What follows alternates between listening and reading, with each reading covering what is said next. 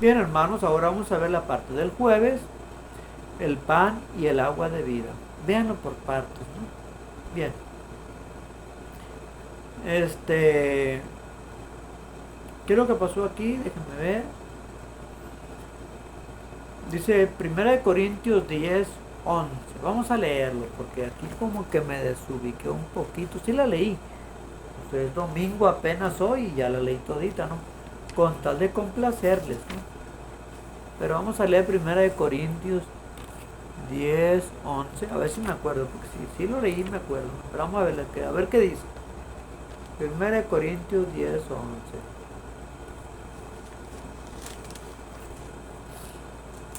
Dice, y estas cosas les acontecieron en figura y son escritas para nuestra admonición en quienes los fines de los siglos han parado. O sea, las cosas que se escribieron son para nuestro consejo, para que entendamos, para que agarremos la onda, como dicen algunos, y entendamos.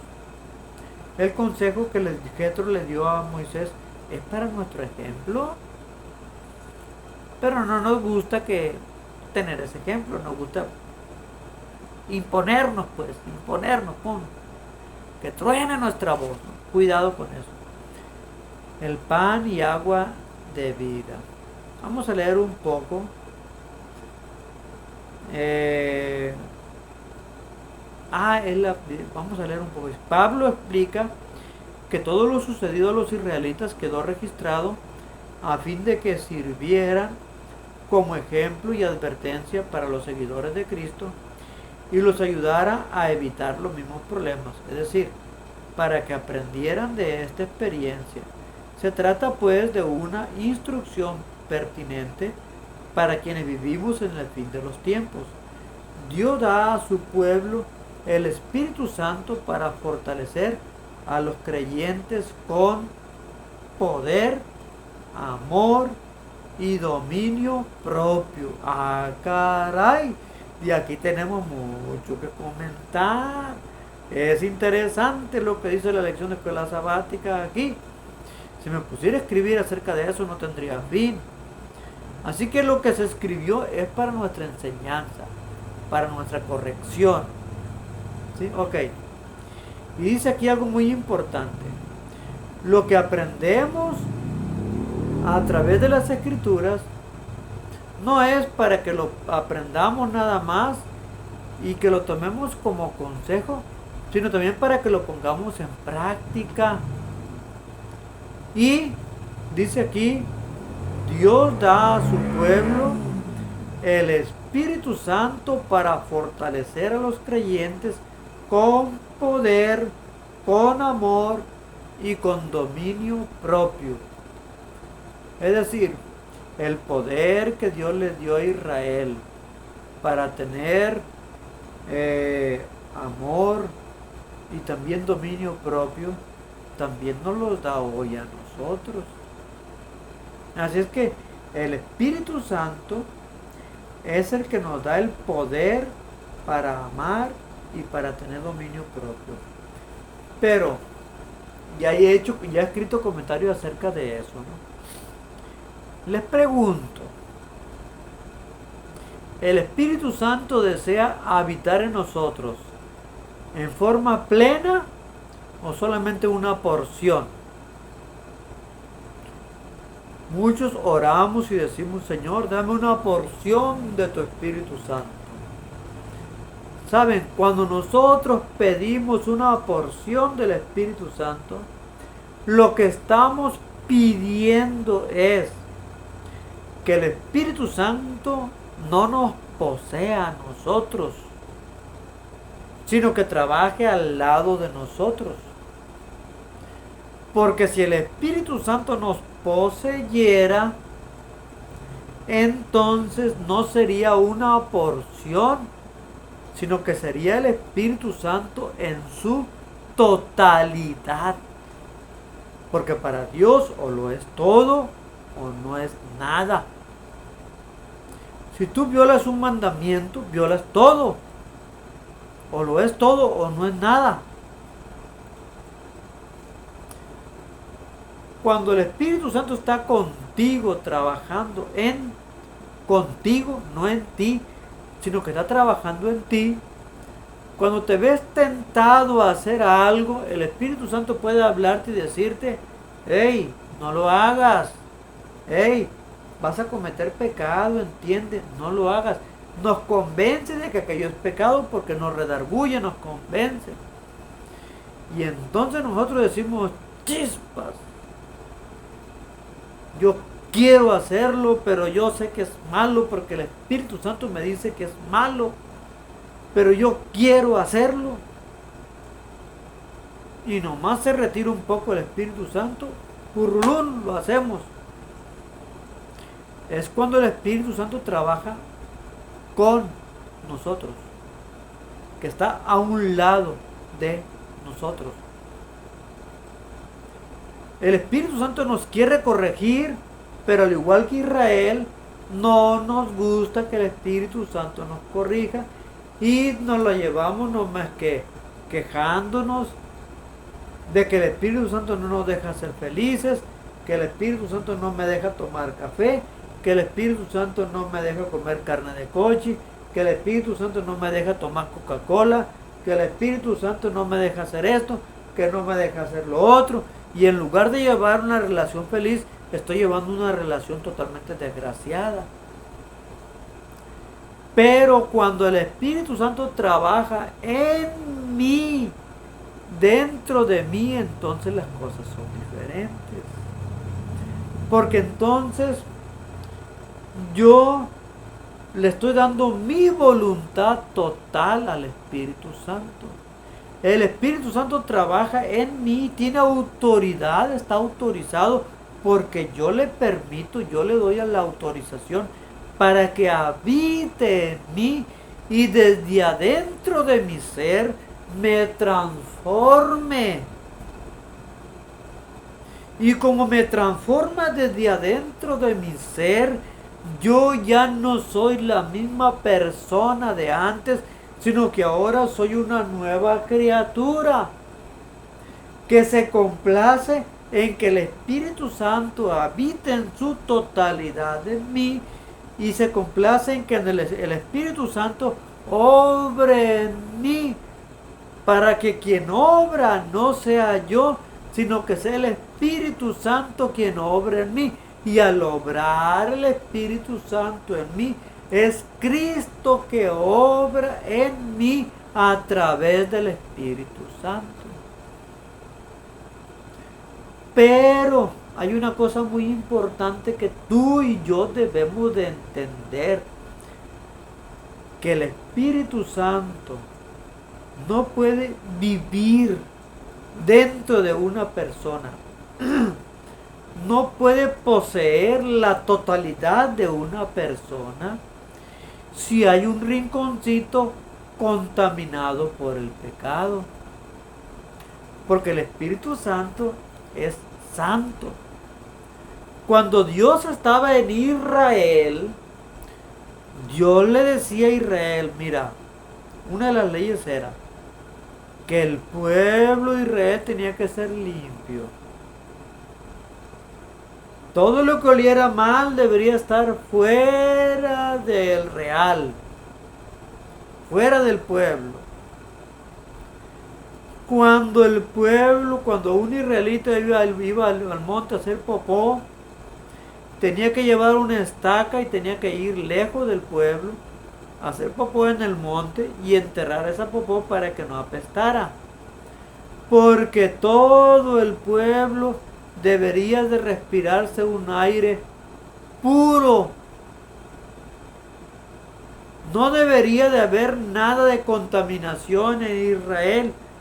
Y Dios le dijo, porque yo soy santo. Santos seréis vosotros, porque yo soy santo. Bueno, ¿ustedes creen que el Espíritu Santo va a habitar en nosotros cuando hay un pecado maloliente en nosotros? Al Espíritu Santo, a Dios no le gusta que algo apeste, que algo huela mal. Un solo pecado. el Espíritu Santo lo detecta como algo horrible, como algo apestoso, como un lugar al cual él no debe de entrar, porque hay algo, aunque sea pequeño, que apesta, que huele mal.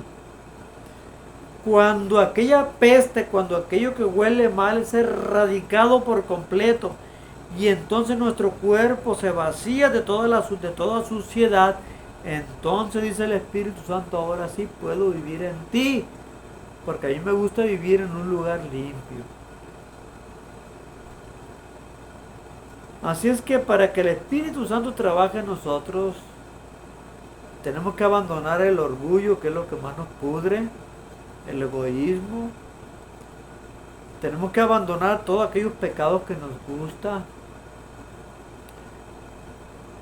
y vaciarnos de nuestra maldad, vaciarnos de nuestra carnalidad, para permitir que el Espíritu Santo habite en nosotros y que el Espíritu Santo nos transforme desde nuestro interior. Entonces sí, el Espíritu Santo trabajará en nosotros hasta que lleguemos a ser semejantes a Cristo Jesús. Mientras tanto no. El Espíritu Santo trabajará junto a nosotros, con nosotros, a un lado de nosotros, pero no dentro de nosotros. ¿Qué sucedería si el Espíritu Santo trabajara dentro de nosotros? Si nos poseyera por completo. Cuando Dios posee a alguien en su totalidad, el poder de Dios se manifiesta en esa persona en la cual habita Dios. Si el Espíritu Santo habita completamente, a plenitud, dentro de mi ser, el Espíritu Santo va a manifestar inevitablemente su poder en mí. Ahora yo les pregunto, ¿por qué no ha caído la lluvia tardía en la iglesia?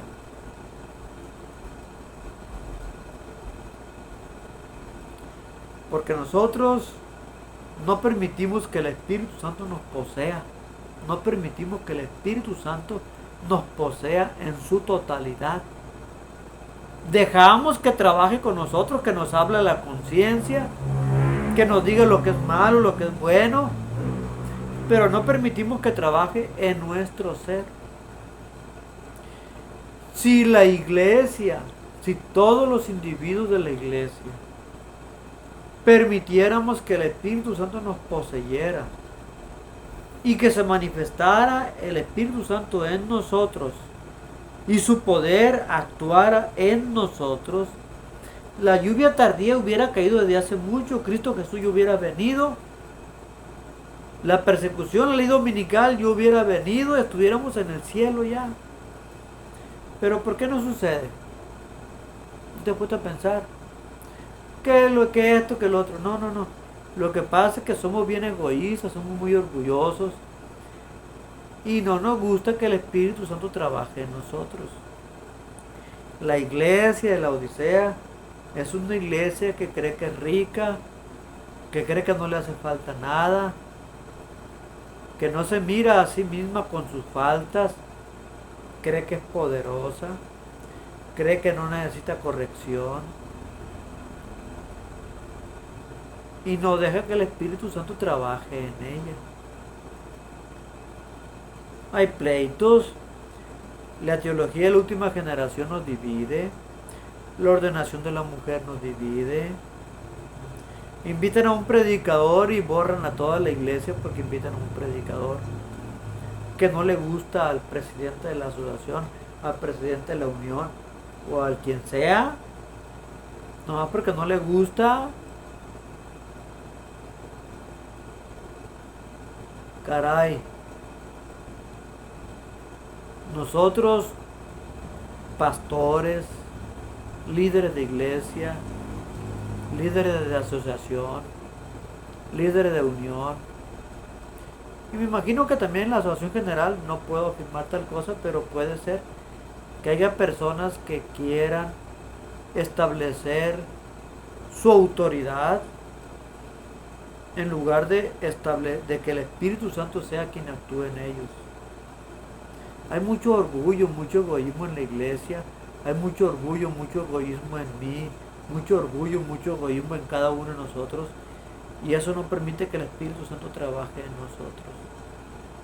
No permitimos que el Espíritu Santo nos transforme. Por lo tanto, la iglesia no refleja hoy el carácter de Cristo. Pero es una cosa necesaria reflejar el carácter de Cristo.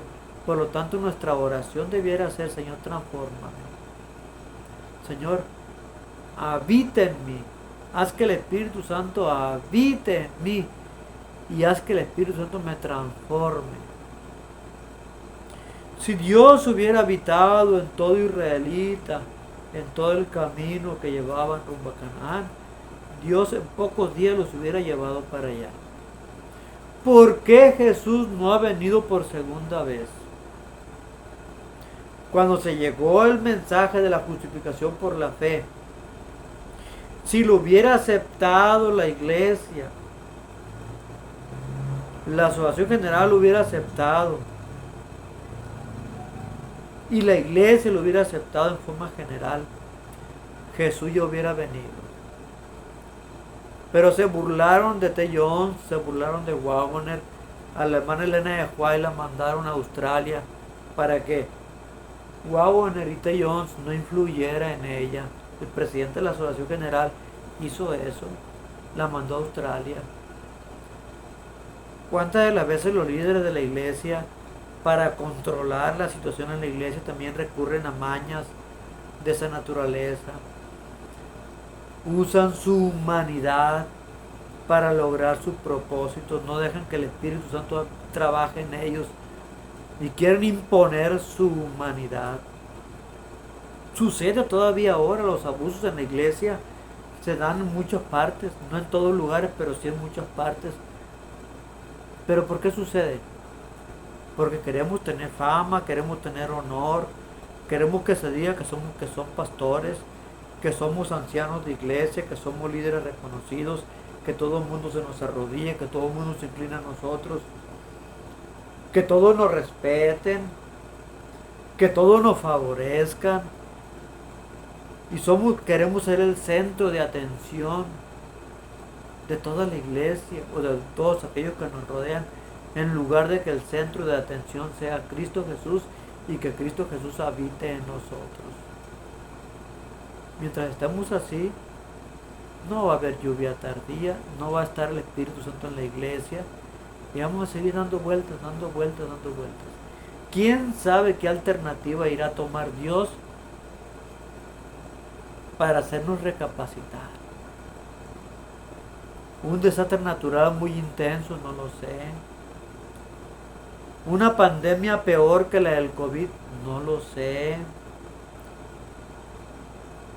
Algo que haga que nuestros líderes corruptos, perversos, que no tienen temor a Dios, dejen de existir, tal vez.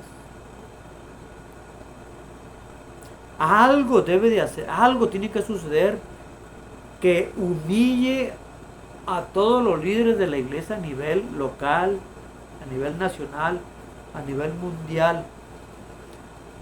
De esta forma que se den cuenta de la vergüenza que son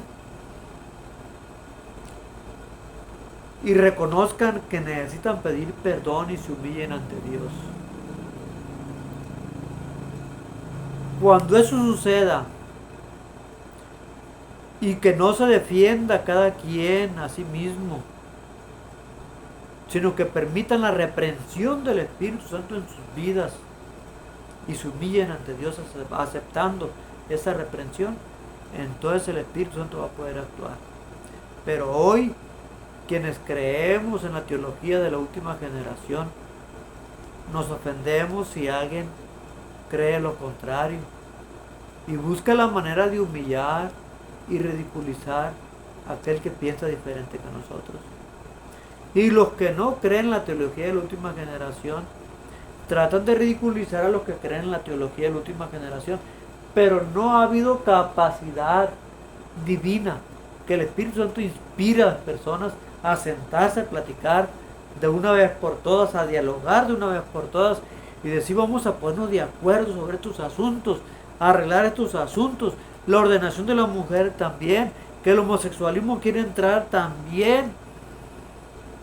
Y hay muchos detalles en la iglesia que no, que necesitan humildad en los líderes de la iglesia, desde la asociación, desde la iglesia local hasta la asociación, unión, división, asociación general.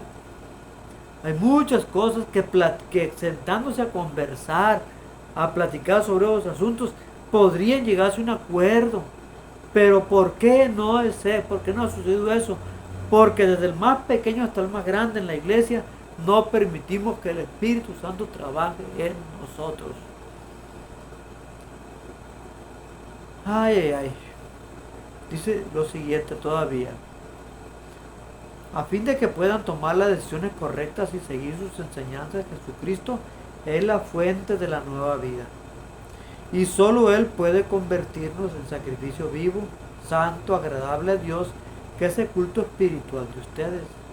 No se conformen a este mundo, sino transfórmense mediante la renovación de su entendimiento para que puedan comprobar cuál es la buena voluntad de Dios, agradable y perfecta.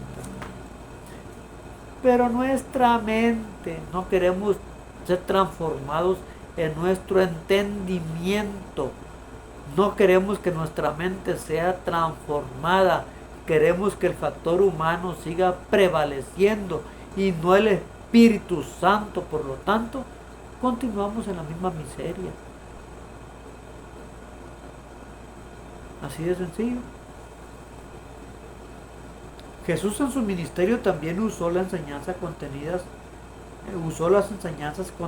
en estos relatos del Antiguo Testamento, lo del maná y el agua en particular, para enseñar verdades acerca de sí mismo, quien condujo a los israelitas por el desierto.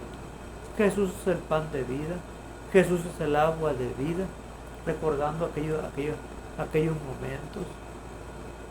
Y nosotros debemos de ser sencillos y no provocar a Dios como el pueblo de Israel provocó a Dios en Meriba, allá en Cades Bernea también. Debemos tener cuidado.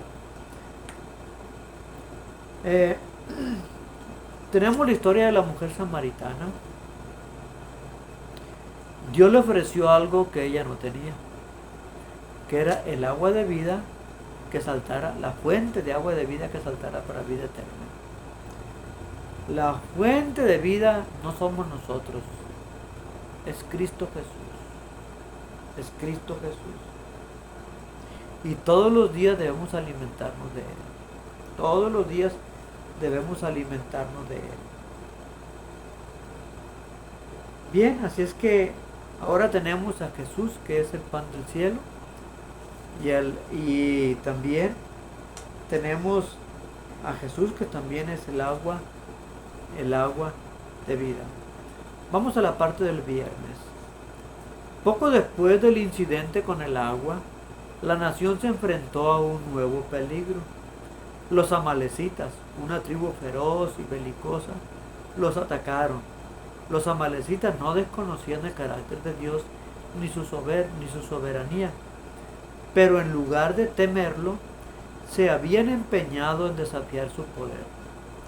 Las maravillas hechas por Moisés ante los egipcios fueron tema de burla para los amalecitas y se mofaron de los temores de los pueblos circunvecinos. Habían jurado por sus dioses que destruirían a los hebreos de tal manera que ninguno escaparía y se jactaban de que el Dios de Israel sería impotente para resistirlos. Los israelitas no los habían perjudicado ni amenazado. En ninguna forma habían provocado el ataque. Para manifestar su odio y su desafío a Dios, los amalecitas trataron de destruir al pueblo escogido. Y aquí vamos a algo muy importante. Muchos dicen, de una forma tonta, necia, ¿por qué la Biblia tiene historias de cuando Dios destruyó con el pueblo de Israel pueblos enteros. No, no era ese el plan divino. El plan de Dios era que pasaran y ellos se sometieran. Incluso el pueblo de Israel ni siquiera pedía que se sometieran. Los permitía. Lo que ellos querían era que les permitieran pasar para llegar a Canaán. Pero tenemos el caso de los amalecitas que se burlaron de los egipcios. Que igual que Amán, que los sirios. Que Dios ha podido contra nosotros con el rey Ezequías. Mencionaba a todos los reyes de los alrededores. Ningún rey, ¿tú crees que tu Dios va a poder contra nosotros? Y resulta que pues solitos se regresaron y allá murió el rey de Asiria. Para Dios no son nada. Pero los amalecitas, no. Los egipcios eran tontos, no, los egipcios miedosos, cobardes. A nosotros, Dios nos va a hacer los mandados. A nosotros Dios no nos va a hacer nada. Vamos a vencerlo como si nada nosotros. Qué fácil. Qué fácil. Dios no iba a permitir eso. Dios dio la orden que destruyeran a los amalecitas por el orgullo que ellos poseían. Y porque si ellos no eran destruidos, iban a ser una piedra en el zapato todo el tiempo contra Israel. Y si Dios permitía a los amalecitas, iban a echar a perder el plan de salvación. Dios no podía favorecer eso. Así que Dios les dijo, destruyanlo. Porque o son los amalecitas, o es la salvación de todos aquellos que vean a Jesús como su Salvador personal. ¿Y qué es lo que ustedes prefieren? ¿Qué preferirían ustedes? Que la gracia de Dios se vierta sobre aquellos que necesitan salvación y piden la salvación, o se vierta sobre aquellos que se burlan de Dios. Por eso muchos pueblos fueron destruidos en la antigüedad. ¿Por qué fueron destruidos? ¿Por qué a los egipcios les fue como les fue? Porque no quisieron entender. Se opusieron a Dios y contra Dios no se puede. ¿Puede acaso el barro pelear con el alfarero? No, no se puede. ¿Puede pelear una criatura contra Dios? ¿Puede oponerse una criatura contra Dios? Y no es que Dios sea un ogro, un amargado, un peleonero, alguien que va a pelear, no es eso.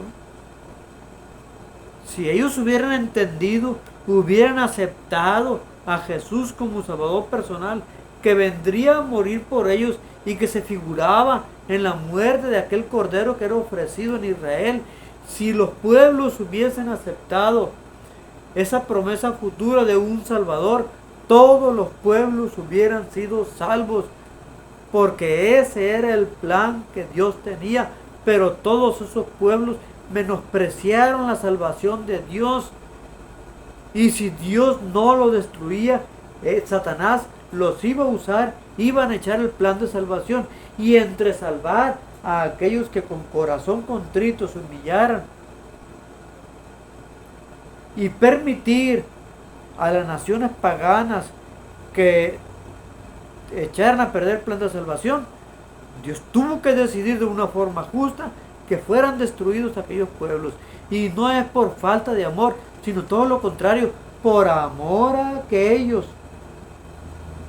que mirarían en Jesús su Salvador personal desde ese día hasta que terminara el tiempo de gracia. Porque si Dios no hubiera hecho eso, la humanidad viviría sin esperanza. Así es que gracias a eso tenemos la esperanza. Por eso muchos pueblos fueron destruidos y debemos de ser muy maduros con eso.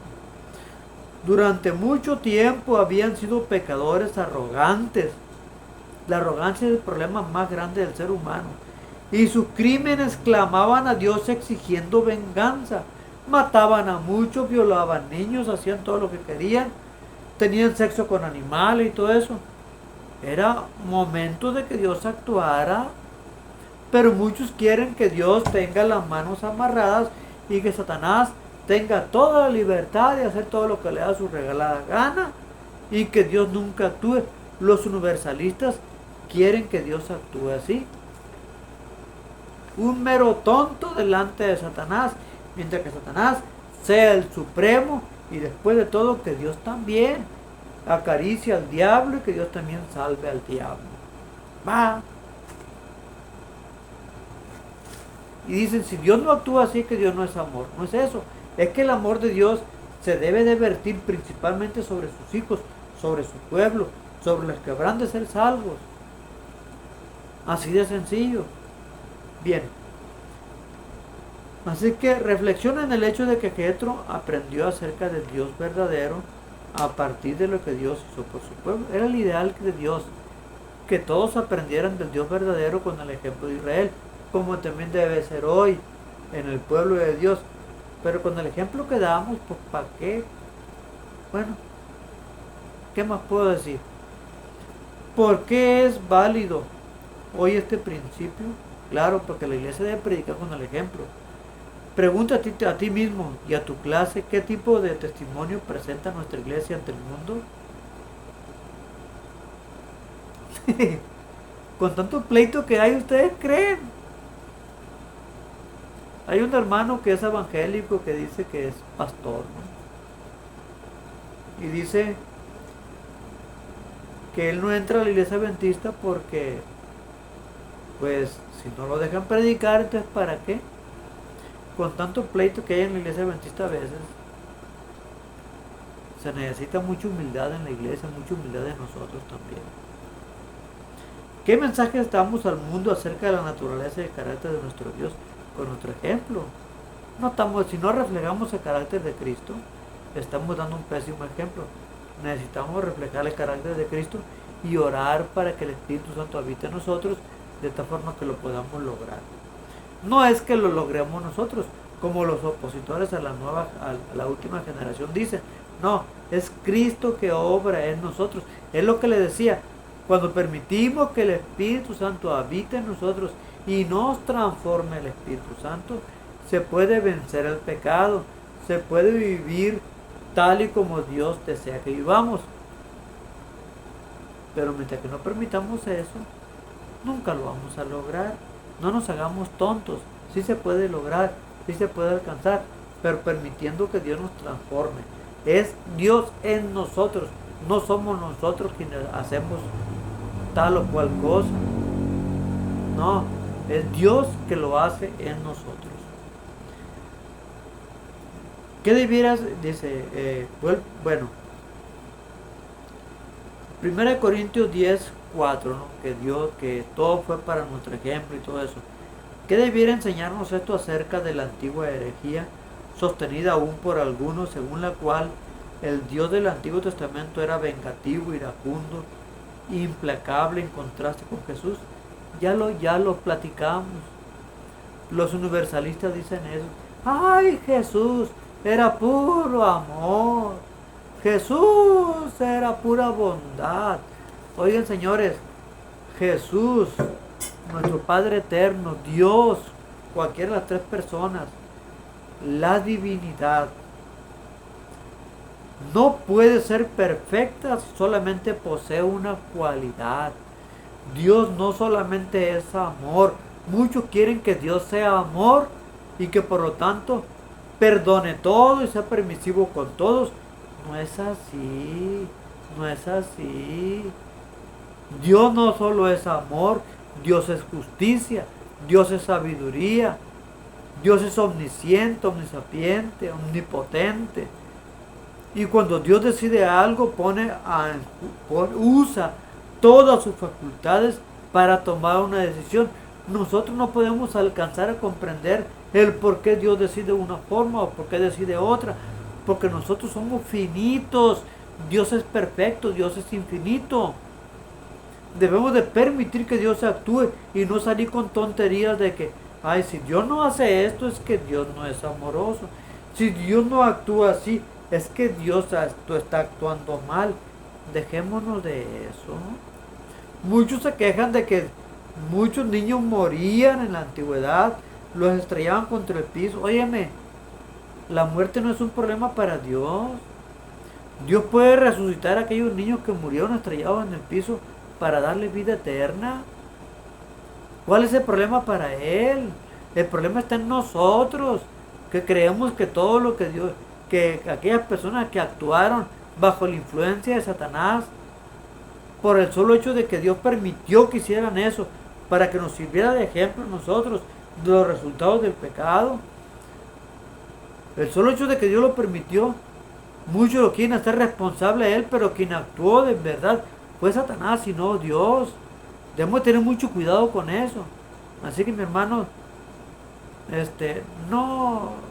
no pensemos mal en Dios. Confiemos en lo que Él hace. Permitamos que Él habite en nosotros mediante su Santo Espíritu y que nos transforme también.